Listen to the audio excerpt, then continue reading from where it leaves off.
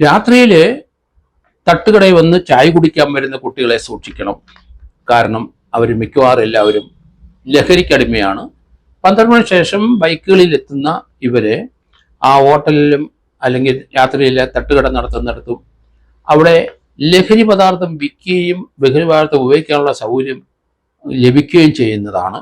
കർണാടകയിലാണ്, പ്രത്യേകിച്ച് മാംഗ്ലൂർ ഏരിയയിൽ ഇത് വളരെ സജീവമായി. രാത്രി 12 മണി കഴിഞ്ഞ് മാത്രമേ ഈ 2 വീലറിൽ കുട്ടികൾ രാത്രി കടകളിലെ ചായക്കടകളിൽ എത്തുകയുള്ളൂ.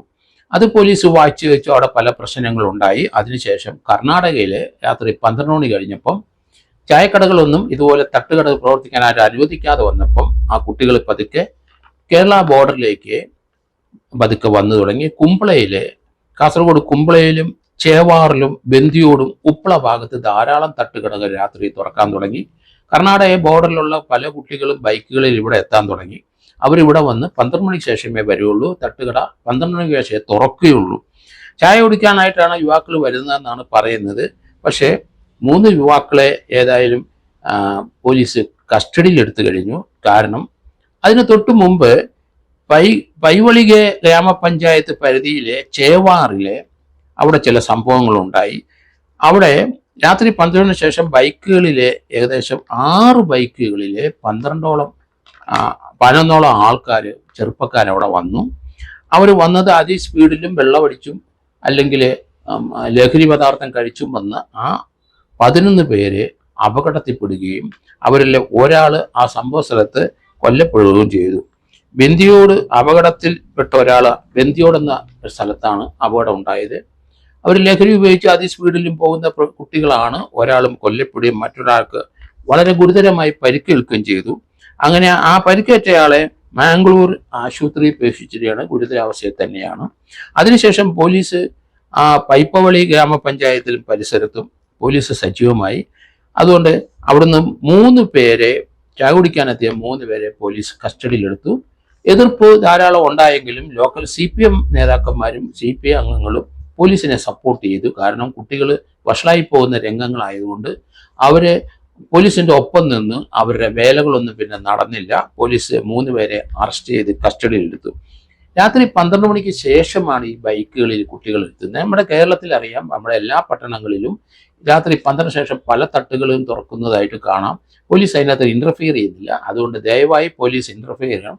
ഒരു തട്ടുകടയും രാത്രി 12 ശേഷം പ്രവർത്തിക്കാൻ പാടില്ല രാവിലെ വരെ. കാരണം അത് ലഹരിയുടെയും അതുപോലെ വീട്ടിലെ ശല്യമുള്ളവരൊക്കെ രാത്രിയാകുമ്പോൾ ഇറങ്ങുകയാണ്. മദ്യപിക്കാനും അതുപോലെ ലഹരി കഴിക്കാനും ഉള്ള ഒരു വേദിയായിട്ടാണ് വരുന്നത്.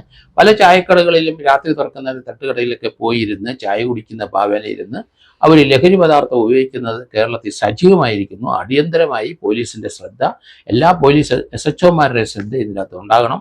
12 മണിക്ക് ശേഷം പ്രവർത്തിക്കാൻ പാടില്ല.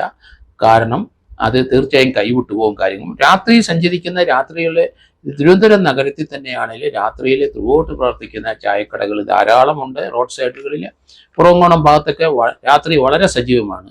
അത് എന്തായാലും അത് പോലീസ് ഇന്റർഫിയറൻസ് ഉണ്ടാകണം. ഇത് കുറയ്ക്കണം. ഇത് നമ്മുടെ സമൂഹത്തിനും കുട്ടികൾക്കും നല്ലതല്ല എന്ന് കരുതിക്കോണം. അതുകൊണ്ട് 12 മണിക്ക് മുമ്പ് എല്ലാവരും കൂടടങ്ങണം. വീട്ടിലെത്താനുള്ള സൗകര്യം ചെയ്തു കൊടുക്കണം പോലീസ്. ഇങ്ങനെയുള്ള സ്ഥലങ്ങളിൽ പോലീസിന്റെ പ്രസൻസ് ആവശ്യമാണ്. 12 മണിക്ക് ശേഷം കട അടപ്പിക്കണം. ഇങ്ങനെയുള്ള തട്ടുകടയിലൊക്കെയാണ് ലഹരി പദാർത്ഥം വിൽക്കുകയും ലഹരി അടിച്ചിട്ട് വന്നിരിക്കുകയും അവിടെ ഷെയർ ചെയ്യുകയും അവർ തമ്മിലുള്ള ബന്ധങ്ങൾ വിൽപ്പന നടക്കുകയൊക്കെ ചെയ്യുന്നത് ഇങ്ങനെയുള്ള കടകളിൽ കൂടിയാണെന്ന് കൃത്യമാണ്. അത് തന്നെയാണ് ഇവിടെ കുമ്പള ഭാഗത്തും അവിടെ നമ്മുടെ മലബാർ ഏരിയ ഭാഗത്തും പല സ്ഥലങ്ങളിൽ കണ്ടത്. ഏതായാലും പോലീസ് സജീവമായി അവരെ പിടിക്കാൻ തുടങ്ങിയതോടുകൂടി കുറേയൊക്കെ ശമനം വന്നിട്ടുണ്ട്. എന്തായാലും ഇത് കേരളത്തിൽ മുഴുവൻ ബാധകമായ കാര്യമായതുകൊണ്ടാണ് ഞാൻ പറയുന്നത്. എല്ലാ ജില്ലകളിലും പോലീസ് ഉദ്യോഗസ്ഥന്മാർ രാത്രി 12 ശേഷം ഇതുപോലുള്ള തട്ടുകടകൾ പ്രവർത്തിക്കുന്നത് നിർത്തണം. കാരണം നിർത്തിക്കണം. അവിടെ കൂട്ടം കൂടാൻ അനുവദിക്കരുത്. അവിടങ്ങളെല്ലാം രഹസ്യമായിട്ട് MDMA മറ്റേതുമൊക്കെ വിൽക്കുകയാണ് അവരെല്ലാവരും. കഞ്ചാവ് വിൽക്കുന്നത് നമ്മൾ കണ്ടല്ലോ.